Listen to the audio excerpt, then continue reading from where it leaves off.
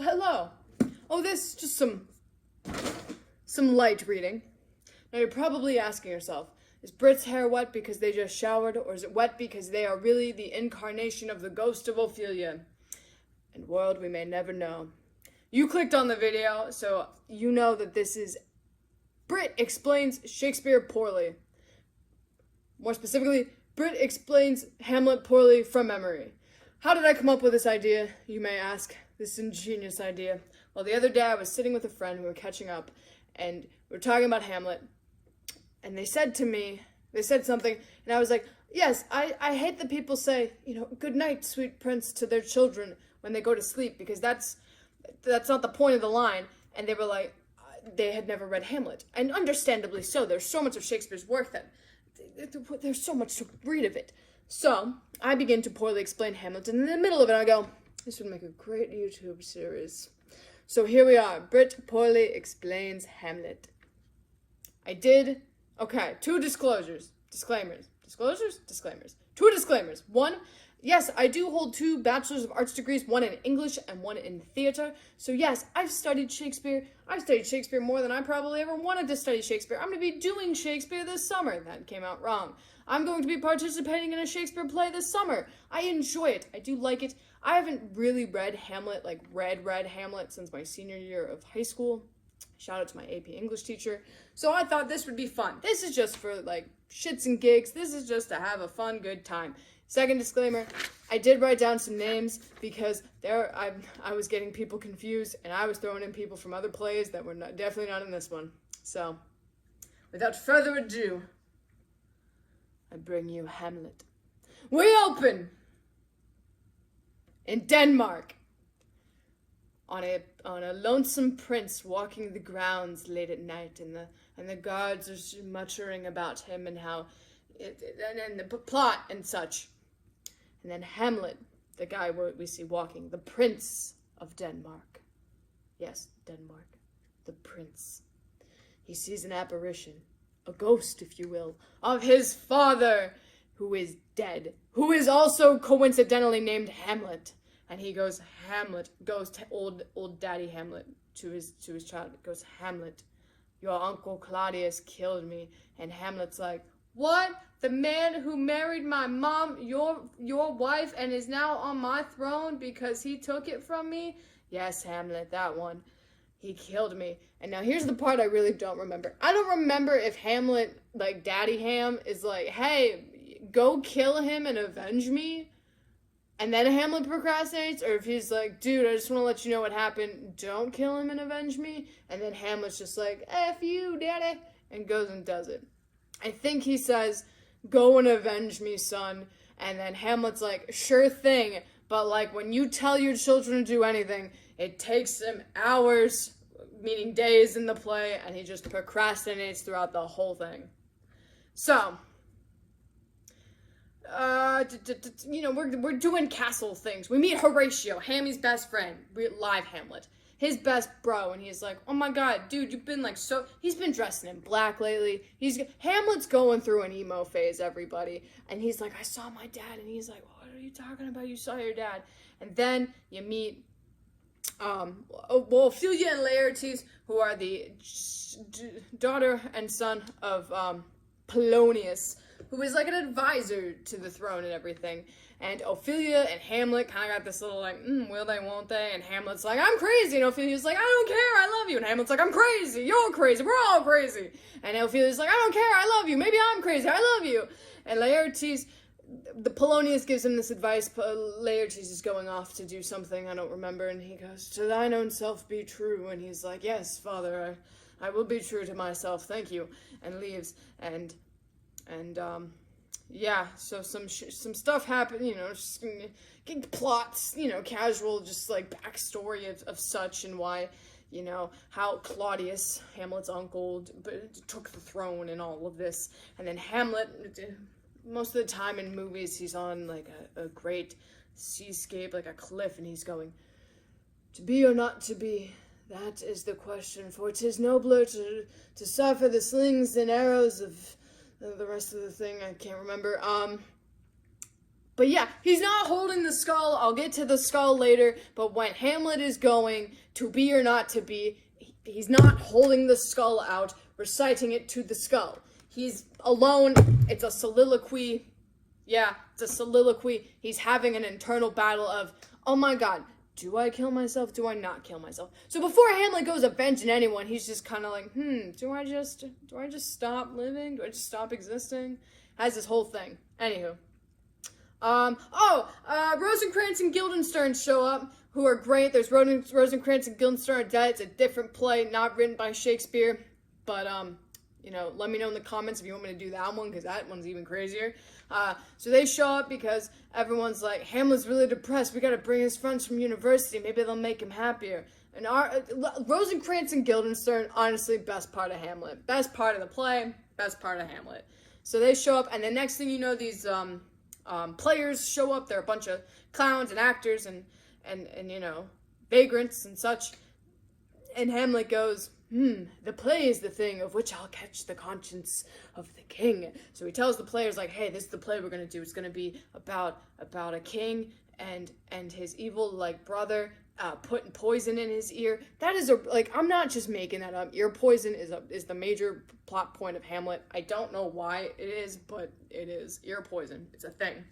So everyone's sitting in, like, the grand hall and everything's happening, and they're all like, woo, yeah, look at the players and such. And then the play starts happening.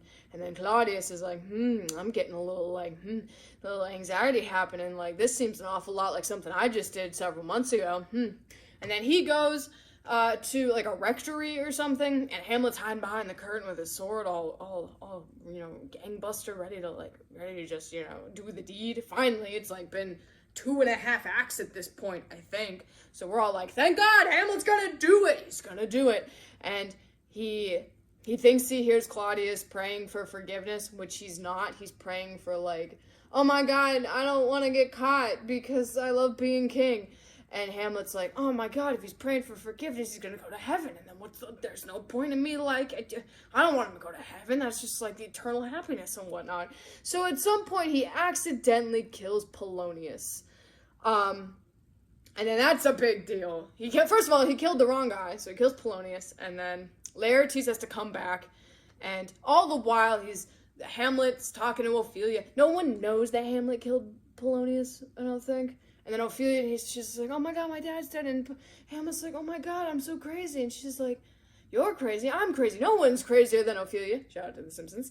And Hamlet's shouting, get thee to a nunnery, which a nunnery, I was told this the first time I ever read it, because I was like, oh, a nunnery for the nuns, of Catholicism, or whatever religion has nuns, other religion has nuns, there's multiple, I believe, and my teacher was like, no, it also can mean, like, a brothel of sorts. I'm like, what? I have yet to fact check this or find out if that was, like, actually meant something, but I always love the double meaning, and here I am explaining it. So, hey, everyone's going nuts.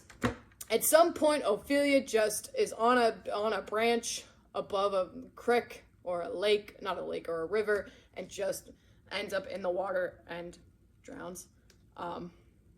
I should have put a spoiler alert at some point for this. This is a big old spoilers for Hamlet. Anyway, so Ophelia's dead. Laertes comes back and is like, oh my God, you killed my father. You inadvertently killed my sister.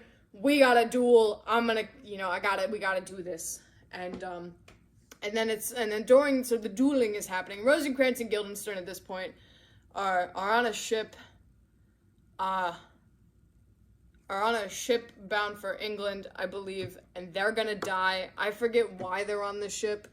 I think Hamlet was like, hey, if you get on this ship and do this thing, it'll be great. And in reality, he kind of knew they were gonna die when they got to wherever they were going. So, R.I.P. RNG, guys are great. Oh, before all of this, sorry, we're gonna rewind just a little bit.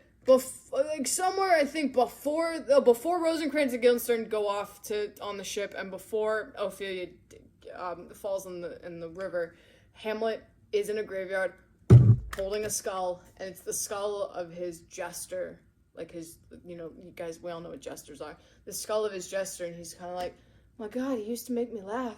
He used to make me laugh so hard when we were when I was a boy, and all this stuff. He'd been dead quite a while. So that's where the skull comes in. He's in the graveyard. It's his jester. He's not saying to be or not to be. He's just like, oh my god, you made me laugh, dude. Thanks. Anywho. So that all happens. Ophelia dies. RNG on a boat going to R.I.P. We get to this duel. And there's Gertrude, Hamlet's mom, and Claudius. And they're watching. And, there's poison on the daggers, and there's poison in the wine, a little poison on the drapes. Again, shout out to The Simpsons. Why are you guys watching me poorly explain Hamlet when you can just watch The Simpsons explain it really well? Ralph Wiggum is Laertes. It's hysterical. Go watch it. But finish this video first. We're getting through. We're almost there. Man, I'm flash forwarding through Hamlet. So there's this huge fight that's happening, and Hamlet's like, okay, cool. My sword is poisoned. I could kill him and then kill the king, and the wine is poisoned in case I die, but like everyone's gonna drink it and everything's gonna be terrible. Big fight happens. Huge fight. Big fight. Laertes dead. Hamlet wounded, mortally wounded, gonna die. Gertrude drinking the wine, dead. The wine was poisoned. Wine is dead. I don't remember how Claudius dies, but trust me, he also dead. Everyone's dead, and Hamlet lays in the middle of what I assume to be a grand ballroom dying. And Horatio, shout out to Horatio be best friend, goals he stuck by his boy Hammy from like the get-go. He was like, you know what, dude, I'm gonna be with you, you crazy, but you're like my brother, I got you. Horatio comes rushing in, sees the massacre, and because he's like, Norway is coming, because through all of this play, what's not just happening in the castle in Denmark, but like Norway's coming to invade, and they gotta make sure that Norway doesn't invade and that Denmark's ready. Meanwhile, Hamlet's too busy procrastinating and just killing his uncle and taking the throne, and to being or not to being, and making all these soliloquies and having all these crises of conscience and procrastination that Norway's here, okay? Norway is pounding through that door. And as they're there, Horatio takes Hamlet in his arms as he lays dying, mortally wounded from whatever, takes Hamlet in his arms and just says a bunch of nice things that you would want your best friend to tell you as you lay dying in their arms, and just goes, good night, sweet prince, as the mob of Norway rushes in. Good night, sweet prince. Blackout curtain applause, roaring applause, and that, folks, has been Hamlet. A story that was poorly told by Britt, that was well told by Shakespeare, that was poorly told before Shakespeare. Ain't it funny how life's like that? Hamlet was probably a story that everyone was started telling, and then Shakespeare was like, allow me to Shakespeare it up, and wrote it beautifully, and now here we are so many years later with a young person who's just getting a bunch of natural sunlight to one side of their body, poorly explaining Hamlet to the internet. Well, that has been the inaugural episode of Britt Explains Shakespeare Poorly from Memory. As I mentioned at the beginning of this video, I do hold a theater and an English degree. I've read tons of works, both for research and for funsies, so let me know what you want to see next. Twelfth Night, Othello, Rosencrantz and Guildenstern are dead, The Tempest. Tempest is like a personal fave. I will do other types of literature. I will do The Great Gatsby, or Edgar Allan Poe, or, Oscar Wilde. I'm trying to think of other, just non-white guys. Wow, this is rough. Anyway, if you think of it, leave it in the comments below if you'd like me to poorly explain something. I've read a lot, just throw it out there. Whether it be Shakespeare, whether it be not. Whatever. Yeah, so make sure to leave a comment of what you'd like to see me poorly describe next. As always, hit the subscribe button, the bell notification. I put out new videos every Wednesday, and I'm going to end this with a great quote from Stewie Griffin from the Family Guy episode where they did The Great Gatsby and Of Mice and Men and and Huckleberry Finn, and they had done their own renditions of it. And as Stewie Griffin said, kids, good luck with those book reports.